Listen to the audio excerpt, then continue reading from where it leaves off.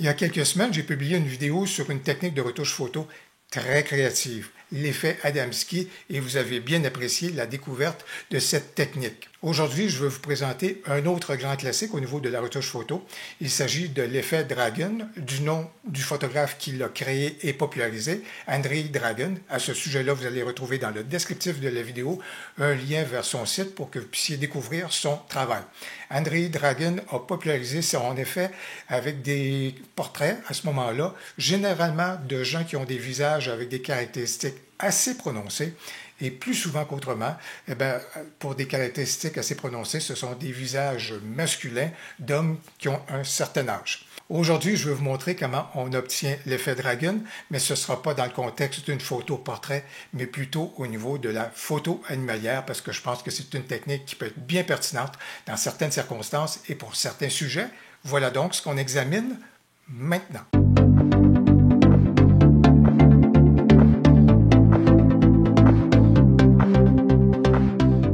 Bonjour, mon nom est Louis Lavoie, je suis l'auteur du blog et de la chaîne fairedelabellephoto.com. C'est une chaîne qui s'applique à partager avec vous des trucs, des conseils, des astuces, de même que des découvertes afin que vous puissiez progresser dans le domaine de la photo. Si vous aimez des vidéos comme celle-ci, n'hésitez donc pas à cliquer sur j'aime et surtout, n'hésitez pas à vous abonner. Aujourd'hui, pour réaliser l'effet Dragon, je vais me tourner vers Photoshop, mais il faut savoir que si vous avez On-One Photora, vous allez être en mesure d'aller dans la même direction et ça va vous donner les principes pour pouvoir obtenir l'effet Dragon dans ce logiciel-là. Et vous pourrez regarder l'équivalent, bien sûr, dans d'autres logiciels de retouche photo que vous pourriez manipuler. Alors, pour vous présenter la façon d'obtenir l'effet Dragon, je vais me tourner vers cette photo-ci. Et au passage, j'ai une bonne pensée pour mon amie Linda, qui est une très bonne photographe animalière et qui aime bien faire de la photo équine. Alors, cette photo-ci, je pense qu'elle est bien pertinente pour l'effet Dragon. Pourquoi? Parce que l'effet Dragon se caractérise par 3 éléments. La première chose, le contraste. Alors, vous voyez le beau potentiel de contraste qu'on a avec cette photo-ci. C'est d'abord, on veut amplifier le contraste. La deuxième des choses, on veut conserver la couleur, mais on veut désaturer un tout petit peu notre photo. Alors, les couleurs sont belles et vous allez voir comment on va manœuvrer avec celle-ci. Troisième chose, et c'est surtout l'élément qui caractérise l'effet Dragon, c'est d'apporter de la netteté, mais d'une façon bien particulière, qui va venir amplifier les caractéristiques du sujet. En l'occurrence, c'était le portrait habituellement d'homme avec certaines caractéristiques au niveau du visage. Mais vous voyez ici, on a de belles caractéristiques qu'on va être capable d'amplifier, et particulièrement, on a de la neige là, qui est en train de virevolter. Bref, on a quelque chose ici qui est intéressant pour démontrer en quoi l'effet Dragon peut être bien pertinent au niveau de la photo animalière. Au niveau de ma retouche, je vais d'abord commencer par le contraste. Alors pour ce faire, je vais me tourner vers l'outil courbe et je vais lui demander d'apporter un contraste moyen à ma photo. Alors voilà donc qui a été apporté, ça me convient très bien. La deuxième chose que je vous ai mentionnée, c'est qu'on désaturait les couleurs. Alors pour ce faire, je vais me tourner vers teinte et saturation. Et au niveau de la saturation, je vais donc conserver un peu de couleur, mais je veux quand même désaturer un tout petit peu. Donc ma photo, voilà donc qui est tout à fait correcte. La prochaine chose, c'est que je veux apporter ma netteté. Mais pour ce faire, je veux le faire sur un calque spécifique. Alors, pour ce faire, je veux donc me créer un calque estampillé qui va donc récupérer l'information des 2 premiers calques et va donc l'appliquer sur un nouveau calque. Alors, pour apporter un calque estampillé au niveau donc du PC, majuscule, contrôle, Alt et la lettre E. Et du point de vue Mac, à ce moment-là, c'est majuscule, commande, option et E. Et ça va donc vous créer un calque estampillé. Et avant d'aller plus loin, on veut donc rendre ce calque-là dynamique parce qu'on veut conserver la possibilité de pouvoir revenir dans notre photo pour apporter des retouches par la suite, si jamais besoin il y a. Alors pour ce faire, on va donc aller dans Filtre et on va dire Convertir pour les filtres dynamiques. Alors, c'est tout à fait bien. Et là, on vient de voir l'icône apparaître juste ici, ce qui veut donc dire que ce calque-là est non seulement un calque estampillé, mais également il est dynamique. Qu'est-ce que je veux faire au niveau de ce calque-là? Je veux donc apporter ma netteté sur ce calque. Alors, pour ce faire, je vais aller dans Filtre, Divers, juste ici, et on veut un filtre, donc, ou apporter un effet passe-haut à notre image. Alors, ça nous donne ce rendu-là au niveau donc de la netteté et ça vient davantage dire à quel endroit on applique la netteté et jusqu'à quel point. Je vous dirais que probablement que par défaut, lorsqu'on active cette option-là, le rayon qui est déterminé se retrouve un peu plus autour des valeurs de 9 ou 10, ce qui est très, très, très prononcé. Ceci étant, vous pouvez puisque c'est un filtre dynamique, vous pouvez revenir à ce moment-là si le rendu n'est pas celui que vous souhaitez. Mais moi, je sais qu'au niveau du rayon, je vais me retrouver un peu plus autour de 5 pixels pour apporter donc la netteté à cette photo-ci. Je vais lui dire parfait, c'est ce que je veux. Actuellement, ça donne cet élément-là, ça semble être tout à fait, on semble avoir perdu notre photo. Soyez sans crainte, ce qu'on veut faire, c'est basculer ici au niveau de la fusion, si on veut, de quelle façon est-ce que ce calque-ci va fusionner avec le reste de notre photo. Et là, là-dessus, on va donc se tourner vers le mode de fusion. Et là, moi, je peux vous suggérer probablement d'aller vers le mode incrustation. Lorsque je le fais, vous voyez, on voit donc la résultante au niveau de notre photo. Si je désactive le calque, voici ce qui était donc ma photo à l'origine, sans aucun effet de netteté. Mais voilà donc l'effet qui a été apporté. Et vous voyez de la façon que c'est bien intéressant au niveau de la texture, au niveau de la neige, au niveau du poil donc du cheval. Vous voyez donc l'effet de netteté qui a été apporté à notre photo.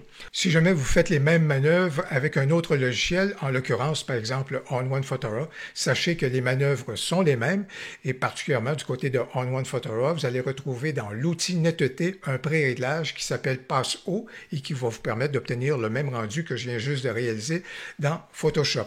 À toute fin pratique, l'effet Dragon est complet. Mais je vous invite à avoir l'œil pour repérer certains éléments. En particulier, si jamais vous appliquez l'effet Dragon au niveau du portrait, il se peut qu'il y ait certaines zones au niveau du visage de votre personnage qui soient brûlées à cause des manœuvres qu'on vient juste de réaliser.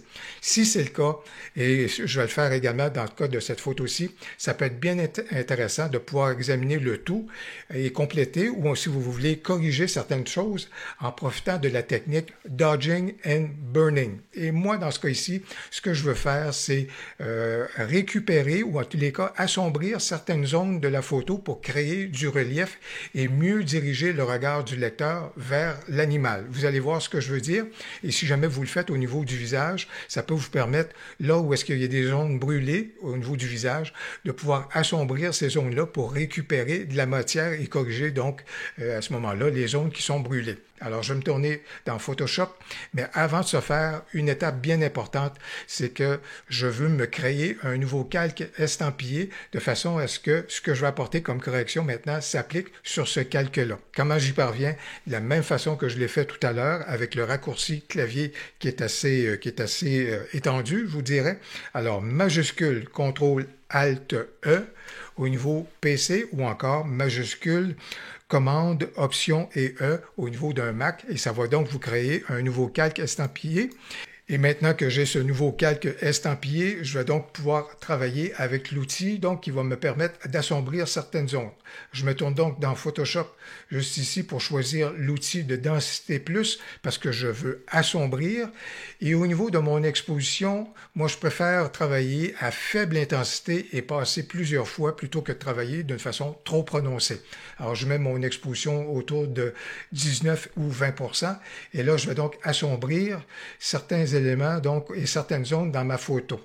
Il n'y a rien qui peut sembler se produire actuellement, mais vous allez voir que même si c'est modeste, ce qu'on est en train ou ce que je suis en train de faire comme c'est là va avoir son importance. Et comme je vous dis, ce que je cherche à faire, c'est assombrir certaines zones pour diriger le regard vers les zones plus lumineuses de la photo. Et le cheval est certainement un élément qui est bien lumineux dans ma photo. Alors, je suis en train d'assombrir certains secteurs. Ça vient également amplifier des éléments de contraste dans ma photo. Pour moi, c'est important ici que cette zone-ci ne retienne pas trop notre attention. C'est pour ça que je suis en train donc d'assombrir cette zone-ci. Je vais compléter le tout en assombrissant également cette section-ci. Alors, plus je passe, plus je suis en train d'assombrir donc les éléments en question au niveau donc de ma photo. Je vais donc y aller et en arrêter aux éléments que je viens juste d'apporter. Je pourrais poursuivre, mais juste pour vous montrer à ce moment-là. le travail qui a été réalisé et surtout le fait de l'impact au niveau de ma photo pour diriger le regard du lecteur. Si je désactive mon calque, voici ce qu'était ma photo avant d'apporter ce calque-là et avant d'assombrir certaines zones. Alors ma photo et l'effet dragon, voici ce qu'il était, mais en apportant donc les corrections ou si vous voulez en assombrissant certaines zones de ma photo, voilà donc comment je suis capable de faire converger le regard davantage vers le centre et l'animal. C'est donc une autre façon de pouvoir diriger le regard de votre lecteur plutôt que de se tourner vers l'effet vignettage. Si on résume la démarche pour obtenir l'effet dragon qui va permettre d'amplifier les caractéristiques de notre sujet, initialement on augmente le contraste. Je me suis tourné dans ce cas ici vers l'outil courbe pour réaliser et apporter du contraste. Par la suite, on a désaturé légèrement notre photo. On a apporté de la netteté de façon bien particulière en profitant du filtre passe-haut. Et vous voyez, c'est vraiment quelque chose qui vient amplifier les caractéristiques ici du sujet. Et au final, on aura donc complété le tout en assombrissant certaines zones de notre photo. Eh bien, j'espère que vous avez apprécié la découverte de la technique de retouche photo, l'effet Dragon, et que ça pourra vous être utile, parfois dans le domaine du portrait, mais comme j'ai pu vous le démontrer, je pense que dans certaines circonstances, avec un bon sujet et avec un bon contexte, ça peut être bien intéressant au niveau de la photo animalière. Si vous avez apprécié la vidéo, n'hésitez donc pas à cliquer sur j'aime et surtout, n'hésitez pas à commenter. J'ai bien hâte de vous lire. Au plaisir, à la prochaine.